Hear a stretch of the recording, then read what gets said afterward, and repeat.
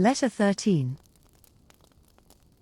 I am delighted, my dear Annie, to find that you are fond of riding.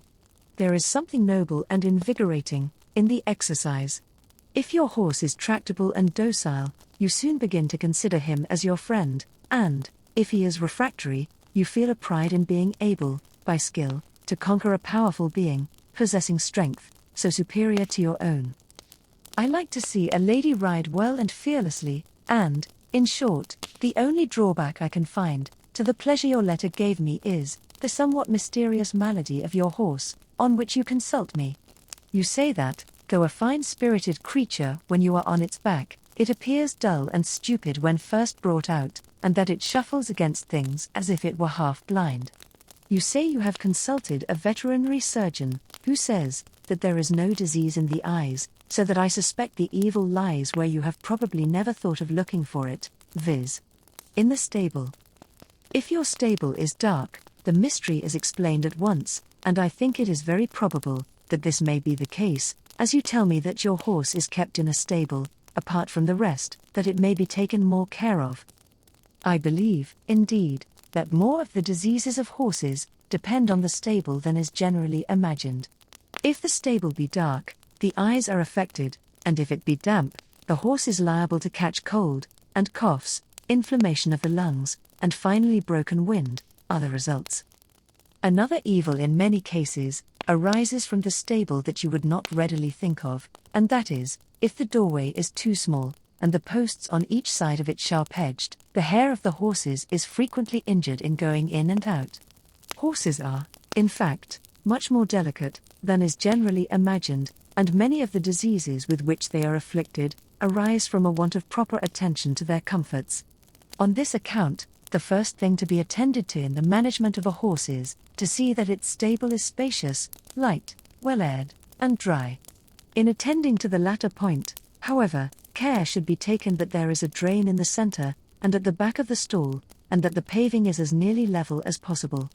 It has for some years past been the fashion to make the pavement of stables slope so considerably towards the door that the horse's 4 feet stand much higher than his hind feet, and this is not only a most uncomfortable position for a tired horse, but it is very apt to bring on diseases in the 4 feet and legs. It is also of great importance that the stalls should be large enough to allow each horse room to turn himself, and to lie down comfortably, in any position he may fancy. We all know what a comfort it is, when we are tired, to stretch ourselves out how we like, and a hunter turned into a loose box, after a hard day's work, will often be found lying with his legs stretched out like a dog, instead of having them doubled under him, as horses are obliged to sleep when confined in narrow stalls. It is a great advantage, when there is a wide space between the stalls and the door, as it prevents the wind from blowing directly upon the horses, every time the door is opened. It is also best not to have the stable in an exposed situation, but to have it so placed that it may be sheltered by some other building from the north and east winds. The loftiness of the stable is another very important point. It is the custom in many places to have the hayloft over it, but this is bad in every point of view, as it not only makes the ceiling of the stable low, and by confining the air renders the horses liable to take cold every time the door is opened, but the dust and seeds from the hay are apt to fall from the loft whenever the horse is supplied with hay, and to injure him by getting into his eyes. I am fully aware when I am saying this, that you can neither alter the position of your stables nor make them larger, without more expense being incurred than your husband would perhaps approve of. I do not, however, think that he would object to having an additional window made, or to adding to the height of the stable by removing the floor of the loft, particularly if there be any small room adjoining the stable, in which the hay can conveniently be kept. A great deal, also, may be done by cleanliness. Whenever the horse is out, the stable should be thoroughly cleaned and the windows opened, and whenever there is an opportunity, the rack and manger should be well cleaned and scoured with a brush. It is, however, important that the stable should be dry when the horse returns to it. In some places, stables are warmed by flues or hot water pipes, or by a fire being kept in the harness room adjoining, and, when there are no means of this kind, the stable may be kept dry by having a lamp constantly burning in a lantern suspended from the roof. It is, indeed, said that any stable, however damp, may be dried with this expedient in 24 hours, and that a similar lamp hung in the harness room will be sufficient, without fires, to keep the harness uninjured for years. A great deal of the comfort and health of your horses must, however, depend on the care and attention of your grooms. Nothing is more injurious to a horse than to be kept standing on his litter all day. To use the words of an exceedingly clever writer on the subject, Sir George Stevens, it makes the hoof brittle, dries up the sole, and destroys its elasticity, cankers the frog, and is a common cause of grease and swelled legs. If, on the other hand, the dung is regularly removed, and the dry and clean straw carefully separated every morning, and placed under the manger till wanted, the stable is free from unpleasant smells, and about half the quantity of clean straw will be consumed. Horses should always be cleaned in the open air, if the weather will permit, as they frequently hurt themselves against their stalls, when cleaned in the stable, and sometimes acquire a habit of crib biting. Many horses have skins so fine as to be unable to bear the use of the common currycomb, and these horses should be cleaned with brushes the bristles of which are of uneven length. Good cleaning is a most essential point in the management of a horse, and the horse ought to be so clean as not to soil your hand or your pocket handkerchief if drawn over his back. Another point to be attended to, after a horse has had unusual work, is to let the groom rub his legs down well, particularly his back sinews. Each leg should be rubbed for at least 10 minutes. When horses come in warm, with their legs very dirty, they should not be washed immediately, but they should be rubbed dry with straw, and only some of the dirt taken off with a dry brush. The feet should, however, be examined, and any stones that may be in should be picked out, and the soles of the feet washed. A horse, when very hot, should also not be covered with a cloth till he has been rubbed dry with straw. Washing the legs of a horse with cold water, when the horse comes in hot and dirty, is sure to give a sudden chill, and putting on a cloth, while the hair of a horse is wet, from the effects of violent exercise, sends the perspiration in, and is sure to lay the foundation for disease. When a horse is very hot, he should be rubbed for half an hour, before any cloth is put on at all, and then, if the heat of the horse break out into moisture again, the horse should have a second rubbing, after which, he should be covered with another quite dry cloth. The coat of a horse generally becomes thick and shaggy in winter, and when it does so, the horse may with perfect safety be clipped, and indeed it will be an advantage, as the hair, if short, is much easier dried when wet, and can be more thoroughly cleaned. Great care, however, must be taken to protect a horse when newly clipped from cold, and, should the weather be severe, the horse not only ought to have an additional cloth on in the stable, but his legs may be bandaged with flannel rollers. The feet of a horse should be stopped every other night, with a mixture of clay and cow dung, and this, and anointing the hoof with tar in hot weather, will keep the horny part of the foot moist and elastic. A great improvement has taken place in shoeing horses within the last few years, by interposing a thick piece of leather, and, in some cases, of India rubber, between the iron shoe and the hoof of the horse. Horses should always be fed and exercised regularly.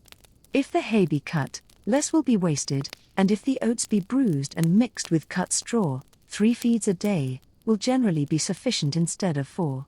If the servants complain of the additional labor of bruising the oats, a mill may be procured for that purpose, which will cost a mere trifle, and the turning of which will afford employment for the poor. It is seldom advisable to give a horse that is only moderately worked beans, but it should never be stinted in its water, except when going out. If horses are kept short of water, they will drink too much when they have an opportunity, and thus often injure their wind. When a horse is overtired and refuses his corn, he will frequently take a mash of oatmeal and water, particularly if slightly warm, and nothing can be better for him. When a horse is only slightly indisposed, I would not advise you to put him immediately into the hands of a farrier. Most country farriers are ignorant people, who have a certain set of recipes, which have been handed down from father to son, and who are as far behind the present age, as Culpeper, when he recommends ointments of certain herbs gathered under mercury, to be kept in every house, as a sovereign remedy for all complaints, even broken bones. It is said that horses thrive most if they have always a lump of salt and another of chalk in the manger. Many persons turn a horse out to grass to cure a cough, but this generally only makes matters worse if the horse has been previously kept in the stable. When a horse has taken cold, he may frequently be cured by stopping his corn and giving him mashes of thin gruel and bran for a few days. Slight feverish symptoms, which often attend a cold, and are known by the nose feeling hot, the eyes looking dull, and the coat rough, with loss of appetite, may generally be cured by similar means, with a dose of 2 drams of aloes for a horse, and somewhat less for a pony. If these means are not sufficient, the horse may be bled, but, if it still continues ill, a veterinary surgeon must be sent for. For a bruised leg, or a light strain, a common bred poultice may be applied, a large coarse stocking being drawn over the leg first, and then the poultice put into it so as to lie on the diseased part. Should a horse break his knees, the part ought to be washed with warm water and a sponge, to remove any dirt or gravel, and then a little unsalted lard or butter should be applied, with a little powdered alum in it, if the wound be large, and, taking care to make the hair lie as smooth as possible, a bit of linen should be laid on the place, and kept on with a knee cap, not tied too tight. If the knee be bruised as well as cut, a poultice should be applied, and changed 2 or 3 times a day, but on no account use gunpowder, which is a favorite remedy for broken knees with ignorant people, as it only irritates the wound. On no account keep a vicious horse. Do not believe what horse jockeys or grooms may tell you, of it being only play, or being easily cured. It is true that horses often become vicious through the teasing of grooms, but vice, when once shown, is never thoroughly eradicated. Sir George Stevens has some excellent observations on this subject. A horse does not understand a jest. Tickling him or pinching him, worrying him in the stall, sometimes coaxing and then scolding him, dressing him when feeding, pushing him with the fork, all play of this sort leads to retort, which, when it becomes habitual, is incurable vice. Other faults in horses arise from the follies of riders. A horse should be mounted steadily, but promptly, and, when mounted, should be allowed to walk away quietly, for the first 100 yards. Instead of this, nothing is more common than to see a man, as soon as his foot is in the stirrup, apply the spur, and check the curb, to show off his horse's spirit. Thus, he becomes irritable and impatient the instant he is led out of the stable, and sometimes acquires a habit of rearing and plunging, before the rider is well settled in his seat. Some thoughtless blockheads can never pass a carriage, particularly if there are ladies in it, without the same ambition of display, and hence the animal views the approaching carriage as a forerunner of punishment, and resists every attempt to pass it. In harness, horses frequently acquire a habit of jibbing or swerving to one side from inattention to the collar, as if it galls the shoulder, or presses on the windpipe, which it often does when not made expressly for the horse that wears it. He resists the draught, and, when punished for resistance, he rears or kicks, and, if he thus vanquishes a timid driver, he will repeat the trick, till it becomes habitual. Many young men take pride in urging a horse forward, and applying the curb at the same time, to make the horse collect himself, and piaffe or make the coubret, or, in other words, prance and rear. If, when the horse is in this state, the right rein be pressed, the horse will passage, that is, cross his legs, and go sideways to the right, with his head bending towards the right, but if the left rein be pressed also, though not quite so strongly as the right, the horse will perform the maneuver called the épaule en dedans, and will go sideways to the left, bending and looking towards the right, but without going through all the terms of the manigi. I may observe that most riding masters advise their pupils to make the horse feel the rein, and this, which is called the bearing, or appui, is of the utmost consequence in good horsemanship. There should indeed be a proper understanding, if I may use the term, between the horse's mouth and the rider's hand, so as to make the horse obey the slightest indication from the rein. All the movements of guidance in a good rider should indeed be so slight and gentle, as to be almost imperceptible. There should be nothing approaching to jerking or pulling, but the horse seem instinctively to obey the rider's will. It is a very good plan to accustom your horse to your voice, and to pat or caress him, and give him occasionally an apple, a piece of bread or a carrot, speaking kindly to him at the same time.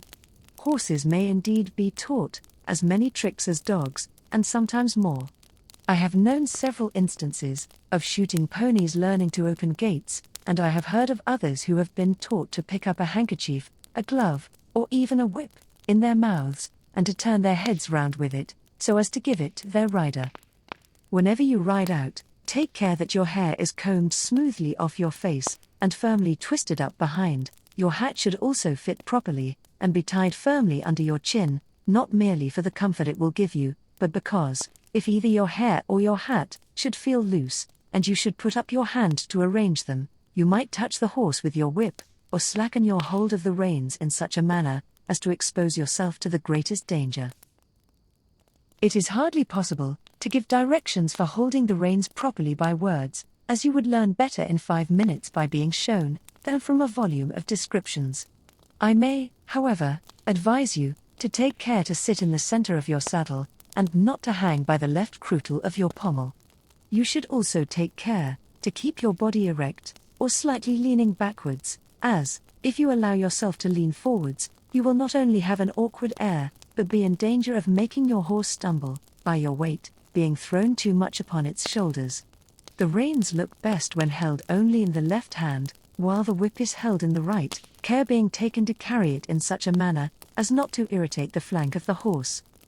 In modern side saddles, the right-hand croutal of the pommel is made very small, but there is a third croutal added behind, nominally for assistance in leaping, but which is very useful in enabling a lady to keep her proper position in the saddle. The stirrup is now considered of little use, except to support the left foot, and many of the best riding masters make their pupils ride without one, and to put their arms behind them, while the master holds the longe and urges the horse to his speed. When a lady can do this, she has learned the art of riding, and will be able to rise and fall with her horse, without any apparent exertion, and as if the fable of the centaur were realized, and the horse and his rider had become one body. The preserving of a proper balance is the most difficult part of horsemanship, and it must be attended to in every movement that is given to the horse, in accordance with the laws of motion in mechanics. Thus, when the horse is urged forward, the body should lean forwards likewise, and when the horse is checked, the body should be bent backwards. A lady is said to have a good seat when she can see the right shoe of her horse in all his paces, by only bending slightly forwards, and when she has a good seat, particularly if she be courageous and have presence of mind, she will not easily be thrown. It is, however, proper to know what to do in cases of emergency. When a horse rears, the rider should loosen his rein and press the weight of her body forward, and when a horse kicks, she should hold her body back and keep a tight rein. When a horse will keep turning round several times, he may generally be checked by pulling his head in the opposite direction to that in which he wants to turn, and, when a horse runs away, the best way is not to attempt to pull him in, but for the rider to direct all her energies to keeping her horse in the right course, and retaining her seat. When a horse shies, it is from fear, and he should be patted and encouraged, and, when a horse stumbles, his rider should raise and support him by pulling in his head, and at the same time throwing her body back. I do not know whether you have a pony carriage, but, if you have not, I would advise you to get one, as you would find it very useful in summer to drive round your park, and to pay visits to your neighbors. In a close carriage you see very little of the scenery, and enjoy but little benefit from the air, whereas, in an open carriage, you have more enjoyment of the beauty of the country than even in walking, and you have every advantage from the air, without running so much risk of taking cold, as you would do if you were to open the windows of a close carriage. A proposal to this, I have often wondered that no better means have yet been contrived of ventilating a close carriage than opening the windows, the draught from which is sure to give cold to someone.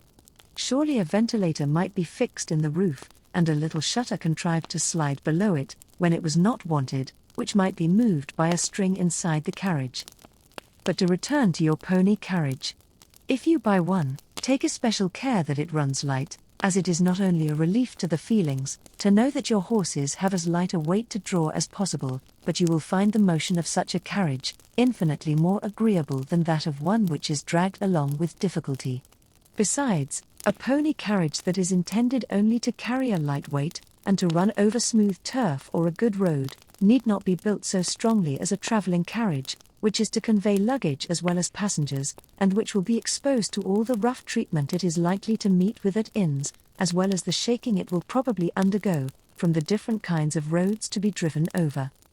It is curious enough, however, that a carriage is rarely so much hurt by passing over pavement, however much it appears to shake, than by passing over bad roads, the surface of which is uneven, and by which the springs and braces are strained unequally. The French postilions are so well aware of this, that they always prefer rattling their carriages over the pave, to driving on the side roads, however smooth and inviting they may look. In ancient times, we are told the ladies had rods, called pommels, fixed at the roof of their carriages, with a knob at the end to hold by, in order to steady themselves, when the carriage was jerked about, by the deep ruts in the roads. This was, I believe, about the time of Chaucer, and though we retain remnants of the custom in the lace holders of carriages in modern days, our carriages are now too well hung to render anything of the kind really necessary. You are perhaps not aware that a carriage is hung exactly on the same principle as a hammock is suspended in a ship at sea, viz., to substitute a gentle and regular swinging motion for an irregular jerking one. The principle of suspending carriages is as old as the time of the Saxons, but it has been reserved for modern days, to break the force of inevitable jolts, by such a variety of pieces of elastic steel or springs, as to render travelling in a carriage as easy as gliding in a boat down a smooth river. Carriages, such as those we have now in use, are, as no doubt you know, quite a recent invention. You remember the celebrated letter of Henry IV, in which he says, "I cannot come to you today, because my wife is using my coach," and even in the time of Charles II. There were but 50 coaches in London and Westminster. Now, it would be rather difficult to count them, and it would even be a more tedious task than I should like to undertake to enumerate their kinds. I shall, therefore, content myself with mentioning the points that are of most importance in selecting a carriage. The first thing to be examined is whether it possesses proper elasticity, and this is generally tried by having the carriage shaken on its springs, and observing whether it appears rigid, or yielding to the vibrations of the motion. All carriages ought to be built of ash, which is at once the most elastic and the toughest of our English woods, but, as it is rather expensive, cheaper woods are sometimes substituted. It is also known that the narrower the tread of a carriage is, that is, the shorter the axletrees are, the easier will be the draught. The springs should then be examined, as the carriage runs lighter, and is easier, when the plates of the springs are of equal thickness, though the largest plate is frequently made much thicker than the rest. The stuffing of the carriage ought also to be examined, as, if the material with which it is stuffed be not left sufficiently loose to be elastic, a stuffed carriage will be nearly as hard and as uncomfortable to ride in as a carriage which was formed only of bare boards. The seats should also be made sufficiently wide and low, and far enough apart, not to cramp the legs, and these points are generally attended to in pleasure carriages, and also in railroad carriages, though very frequently neglected in stage coaches. It is a great point, as regards the appearance of a carriage, that the horses should be suited to it. The most elegant little carriage in the world would look ridiculous if drawn by a pair of heavy cart horses, and when a very heavy-looking carriage is drawn by ponies, or very light blood horses, the unpleasant impression produced by the incongruity is increased by a feeling of pain at seeing such noble creatures as horses subjected to labor unsuited for them. Some persons use mules for drawing carriages, and they have the advantage of being sure-footed, besides which they are, I believe, much stronger, in proportion to their size, than horses. They, however, partake largely of the bad qualities derived from their asinine parentage, and are sometimes extremely obstinate and difficult to manage. The quagga and the zebra are other animals of the ass kind, which are sometimes kept in parks for their beauty, and occasionally driven in carriages. However, as those persons who know them best say, that they are generally wicked, treacherous, obstinate, and fickle in their disposition, I think the less a lady has to do with them the better. After saying so much with regard to animals used for riding and drawing, I must not omit to mention asses. Most persons residing in the country Keep 1 or 2 of these useful animals, in order that they may be ready to do any kind of work that their proud rival, the horse, is unfit for. It is scarcely possible to imagine 2 animals bearing considerable resemblance to each other in form, more unlike in character and constitution. The horse, as an able writer on the subject says, is proud, fiery, and impetuous, nice in his taste, and delicate in his constitution. The ass, on the contrary, is humble, patient, and contented with scanty and coarse food, which other cattle reject. He bears, with patience and fortitude, the most cruel treatment, yet he is more susceptible of strong attachment than the horse, has, apparently, more prudence and reflection, and is capable of a degree of education which would not be anticipated from the forlorn and dejected appearance, which coarse food and harsh treatment have rendered habitual to him. I think you told me in your first letter, that you were very much struck with the kindness of your husband, who, having recollected that you had been accustomed to take ass's milk, had provided a she-ass for you. Now, if that she-ass has a foal, let me recommend you to try what can be done, to improve it by good food and kind treatment. I do not mean that it should have 3 or 4 regular feeds of corn every day, like a horse, but if it is fed twice, or thrice a day, on cut hay and straw, mixed with a very few bruised oats, it will soon grow large and strong, and will display a degree of liveliness and spirit, that those who only know asses in their degraded state, would scarcely believe possible.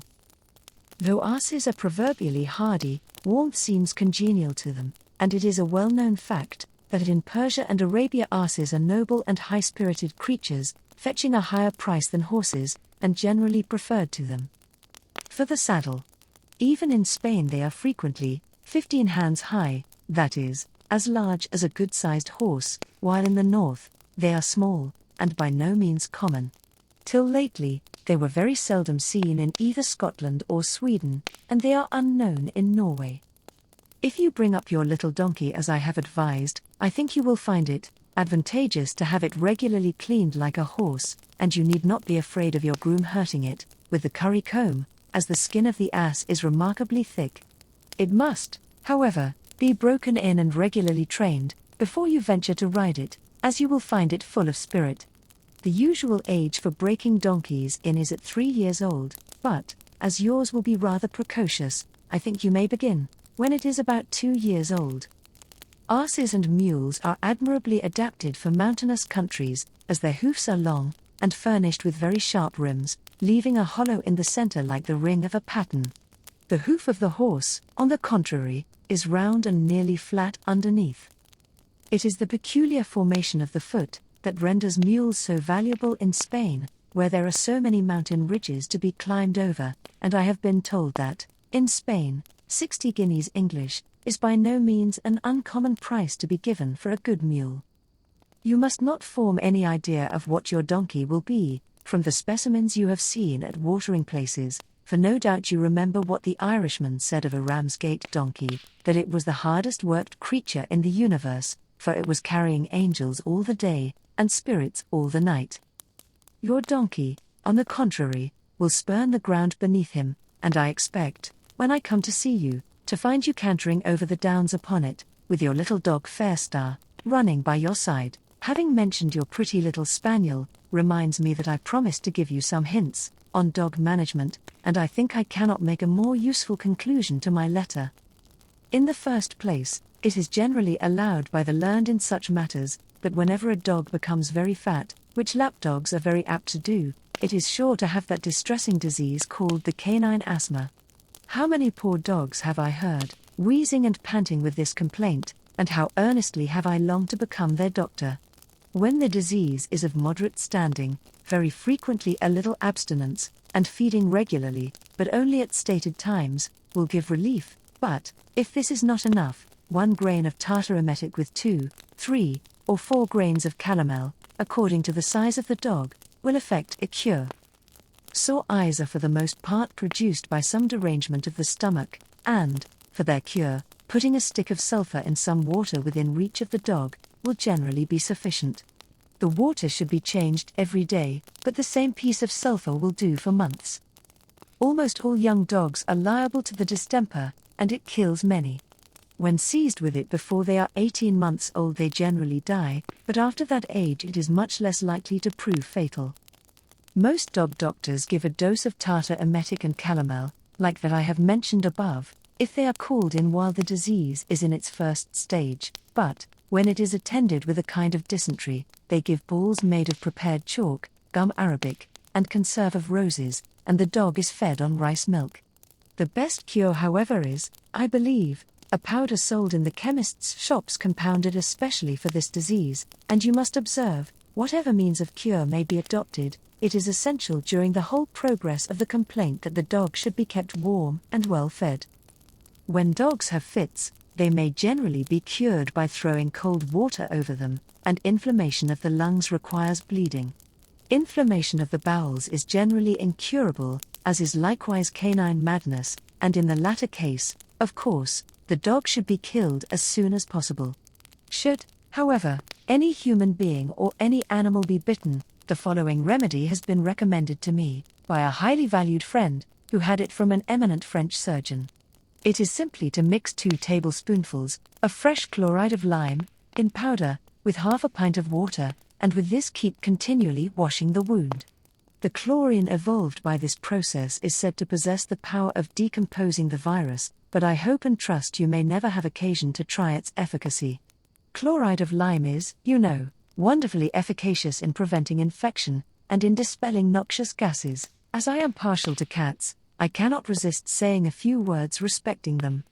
Though originally the natives of warm climates, they are generally much more hardy than dogs. They like warmth, however, and are very powerfully affected by changes in the weather.